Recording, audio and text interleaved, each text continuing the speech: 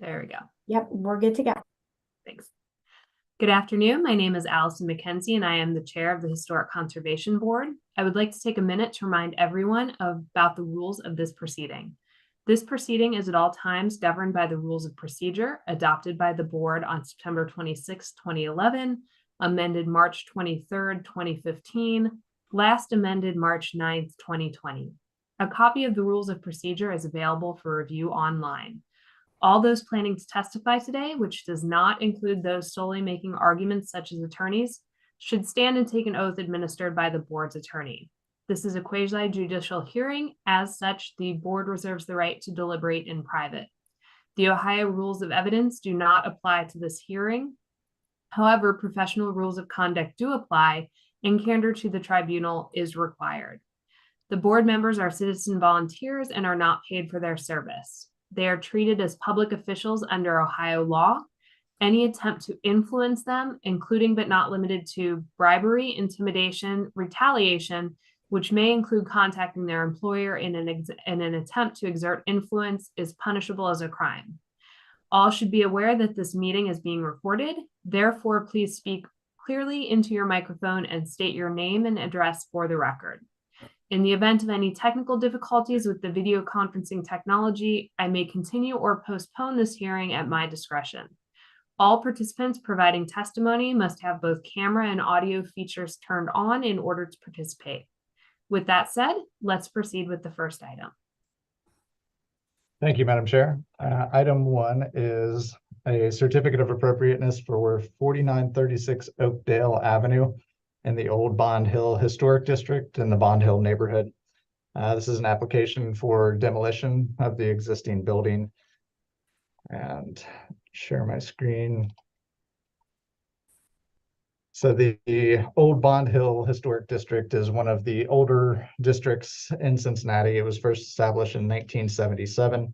And due to its early status as a historic district, there's not a lot of information in the designation report. So it does call out 10 buildings that are incompatible, which we would consider non-contributing today, although it does not specify which of the buildings include those 10 incompatible buildings. So the original designation report does include a map.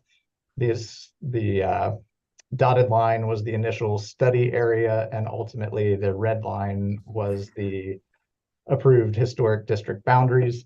So you can see on this map, the small white rectangle is the subject property, and that is listed in the legend as an intrusion. So based on that map, as well as the architectural style of this building, staff does feel that it is one of the 10 non-contributing buildings in the district. It is a shotgun style bungalow. It was built in 1921, which, while that is within the period of significance for the district, this is the only example of this type of narrow shotgun style building in the boundaries. So staff is comfortable with the conclusion that that is a non-contributing building.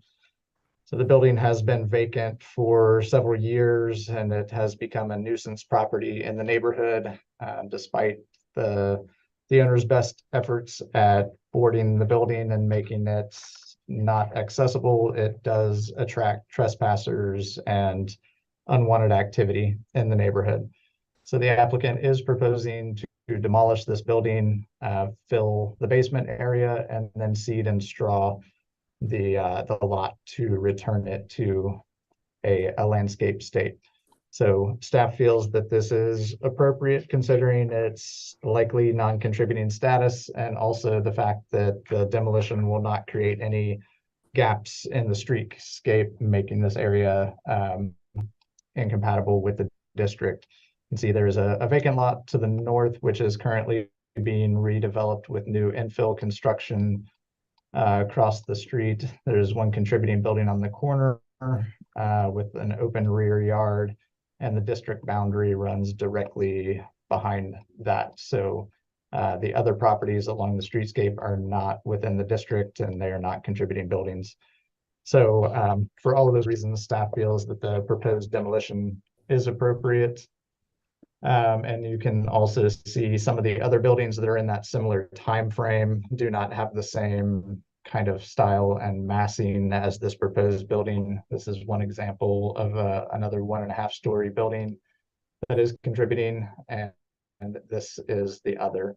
The other two buildings that were found in that same date range are 2 stories, and you can also see that they are nowhere similar to the configuration of this building. So for those reasons, staff does feel that this is appropriate and would recommend the Historic Conservation Board take the following actions based on the plans submitted by the applicant. Approve a certificate of appropriateness for the demolition of 4936 Oakdale Avenue with the following condition: that the building permits must be issued within 2 years of the decision date, or the COA shall expire. Thank you. We do have an owner applicant signed up, Mr. Watkins. If there's anything you'd like to add, let's get you sworn in. Mr. Watkins, if you could unmute. I think he said he didn't have anything to add, but yes, if we could No. get that. No, I don't Okay. have anything. Thank you. So at this point, does the board have any questions for the applicant or for staff?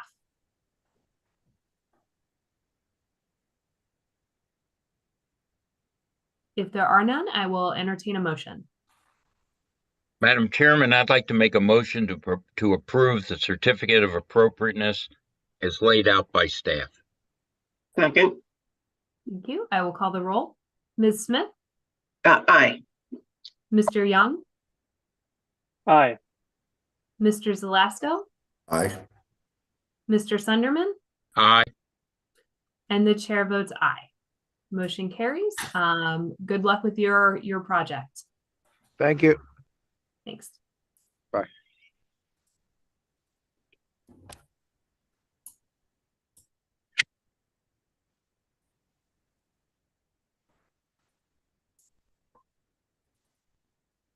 Okay, ready for item 2? Yes, we are. Thank you. All right, thank you. So this is an application for a certificate of appropriateness for 1610 Elm Street in the Over the Rhine Historic District in the Over the Rhine neighborhood. This is currently an existing vacant lot between 2 existing contributing buildings. It is on the east side of Elm Street, and the applicant is proposing new infill construction for the lot. So this proposal includes a new 2-family residential building that would have 5 bedrooms per unit that's proposed as workforce housing. The Elm Street portion of the building, which is the primary frontage, will be clad primarily in a metal siding with a fish scale pattern. And the side and the rear elevations will be clad in fiber cement paneling, as well as ready brick, which is a CMU material with the appearance of brick. And then the primary facade will be 3 stories at the Elm Street frontage, and there is a 4th floor roof deck that has an access penthouse that will be set back from the primary facade. And share the screen, sorry.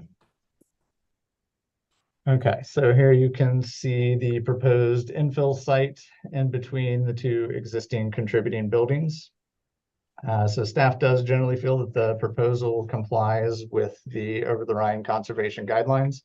And as you've all seen in my staff report, this is the first infill project that we have under the new Over the Rhine new construction guidelines. So the analysis is a little bit different than we have seen previously. The full analysis is outlined in the staff report. I'm not going to go through every point in the guidelines, but just kind of hit the highlights. So the full analysis is within the staff report.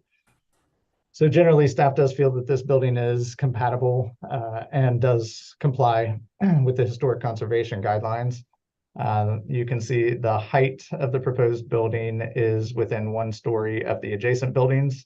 And that does include the 4-story access penthouse, which will be set back from that front facade so that it is not visible when viewed from Elm Street. The proposed setbacks are also consistent with the general block face. While there are some buildings on this block that have small side yard setbacks, it is somewhat difficult to determine exactly how large those setbacks are because of the amount of vacant lots on this block, where there is a significant amount of vacant lots. So staff feels that based on the extant buildings that are there, it is a mix of zero side yard setbacks and very minor setbacks, primarily to allow a walkway to the rear of the building. So the applicant has proposed the zero setbacks on both sides so that it fills the entire lot. And staff does feel that that is appropriate, as there is precedent for that on this block face. While it may not be every building, it is a substantial number of the existing buildings, and without a survey, it's difficult to tell exactly how many buildings are built to that lot line on the sides. As far as the composition goes, the building does have a base, a middle, and a top. The base is defined by a storefront type treatment. And while this is an all residential building, staff feels that the storefront treatment on the ground floor is appropriate as well, because it does match the existing context on this block face, where all but one of the historic buildings have a commercial storefront on the ground floor. So the storefront will be an anodized aluminum storefront. It won't be the cast iron, steel, or limestone that the guidelines request, but it does provide that anodized aluminum storefront, which is a metal storefront that kind of mimics that steel appearance. Anodized storefronts are a very common treatment for replacement storefronts in the district. So staff does feel that that is appropriate for infill construction as well. The base, or the middle composition, is primarily composed of this metal fish scale shingle siding that I will get to in just a minute. And the top is defined by a thin coping line, as well as the guardrail on the roof that will provide that required railing for the roof deck, that basically takes on the treatment of a modern take on a top component cornice area. So staff does feel that the height, the setbacks, and the composition are all compliant. And then on the materials, I would just like to briefly go over the materials that are proposed. So primarily the visible portion of the building will be that anodized aluminum storefront, and that gray fish scale shingle. On the courtyard area and on the rear elevation, there will be fiber cement panels, and the portions of the building that abut the neighboring building will be the CMU ready brick product. So that will not be a visible component on the building. So staff feels that those treatments are appropriate. On the metal fish scale panels on the front, staff does feel that this is an interesting take on the guidelines. Ultimately, I do believe this is compatible. The guidelines do state that the materials should be compatible and found on other buildings, and also should be a high quality and durable material. So while metal is commonly found on buildings, historic buildings within the district, it's typically not a primary cladding material, but it is used on facades primarily through trim work and things like that. So the material is present in the district. So, and there have been projects in the past, new infill projects, that have used a different type of metal paneling that have been approved. Staff does like the fish scale shingle detail on this metal paneling, because it gives those metal panels some more context of scale. It has the appearance of smaller individual units that is more similar to a brick product or something like that would have the clear divisions with the mortar lines. So these fish scale shingles do help to present that smaller unit that would have been common for a historic building. And then The material itself is a durable material as far as staff can ascertain from the cut sheets and the descriptions that were provided for that material. It is I believe it's a 24 gauge metal panel system. So the 24 gauge is a relatively thick metal material that should be resistant to any kind of denting or warping that could occur from the elements.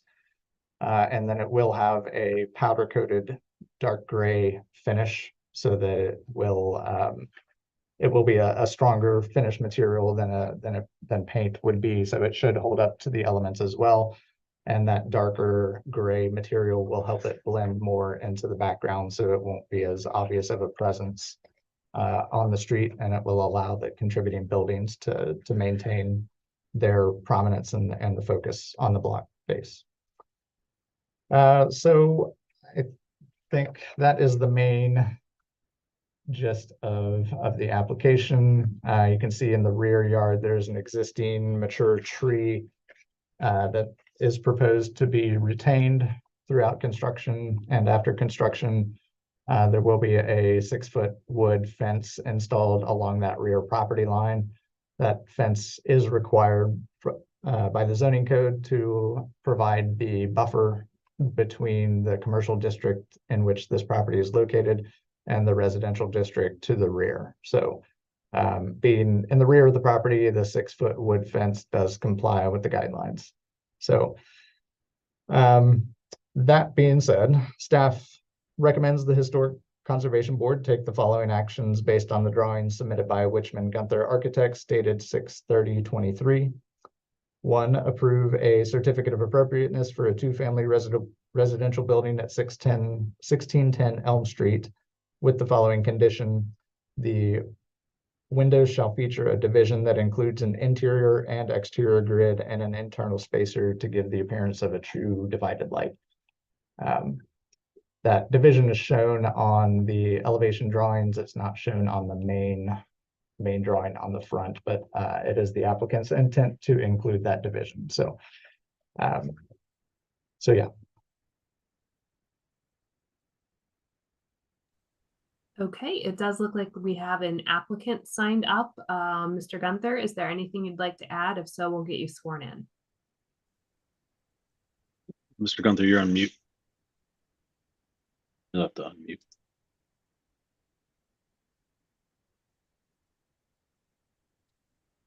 I'm sorry, was I muted? Yes. Yes, I'm sorry. I'm here to answer any questions, but I don't have any further statement to make. Okay. We do have a couple neighbors signed up, but before I go to them, does anyone on the board have any questions for staff or the applicant?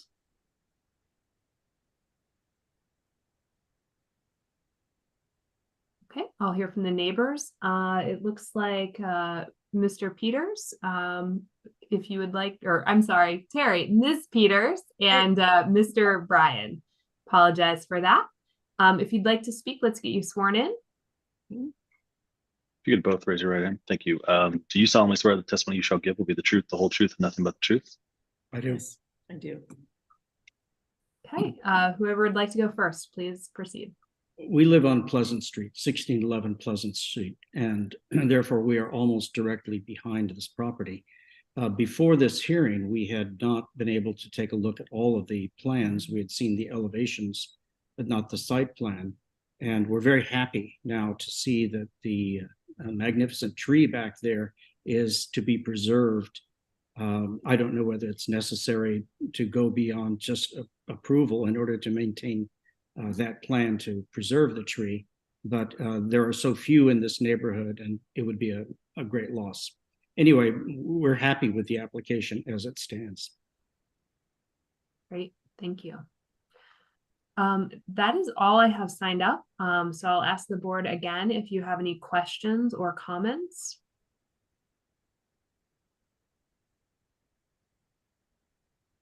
If not, I will entertain a motion.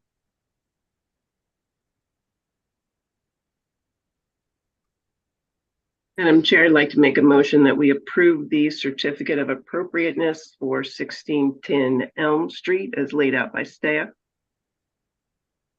Second. I'll call the roll. Ms. Smith, Aye.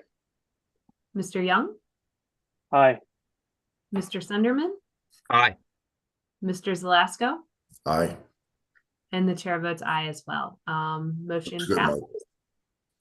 So good luck. It sounds like you have some proponents of keeping that tree if that can happen. So Oh, believe me, the owners are in love with that tree also. good. Well, fingers crossed that everything goes smoothly and that the tree lasts.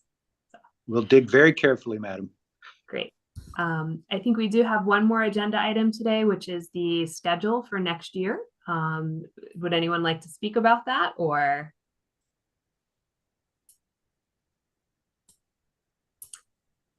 If not, I will entertain a motion to approve the schedule.